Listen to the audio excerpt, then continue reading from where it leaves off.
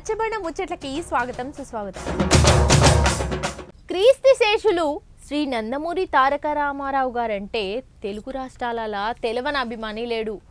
అప్పటి సినిమాలల్లో పాత్రలకు ప్రాణం పోసి నటించేవారు. వెయ్యని వేషం లేదు, మాట్లాడని భాష లేదు, చెప్పని డైలాగు లేదు.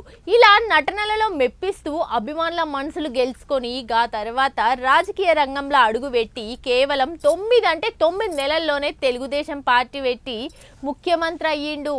అప్పటి ఉమ్మడి ఆంధ్రప్రదేశ్ రాష్ట్రానికైతే ఆయన కాలం చేసి 28 సంవత్సరాలు కావడంతో జూనియర్ ఎన్టీఆర్ అలాగే బాలకృష్ణ గారు ఎన్టీఆర్ గారి సమాధి వద్దకు వెళ్ళి నివాళులు అర్పించిన తర్వాత ఏమైందంటే, నందమూరి తారక రామారావు అంటే తెలుగు ప్రజల దేవుడుల్లా అప్పట్లో ఒక పెద్ద చరిత్రనే సృష్టించిపోయిండు. మొత్తం మీద 44 ఏళ్ల సినిమా జీవితాన్ని పక్కకు పెట్టి అట్లనే తెలుగు ప్రజల కోసం సేవ చేయాలని 9 నెలలనే టీడీపీ పార్టీ పెట్టి ముఖ్యమంత్రి అయిన ఘనత ఆయనకే దక్కింది.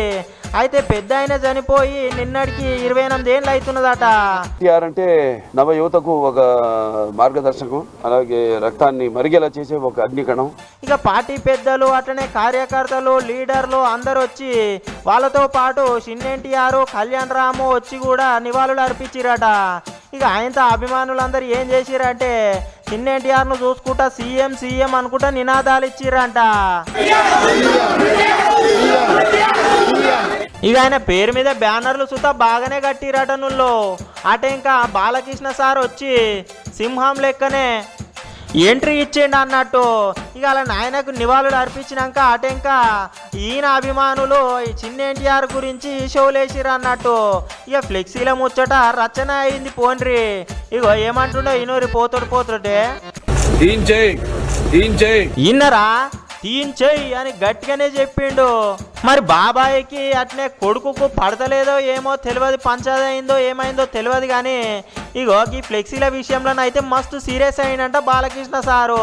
ఇక గీ ముచ్చట చూసిన నెటిజన్లు సోషల్ మీడియాలో కామెంట్లు ఏం పెట్టుకొస్తున్నారు అంటే, ఇక చంద్రబాబు నాయుడు సారు అరెస్ట్ అయినప్పుడు చిన్న ఎన్టీఆర్ ఏం మాట్లాడలే అని చెప్పి కోపం అవుతుండేమో బాలకృష్ణ సార్ అని అనుకుంటున్నారు.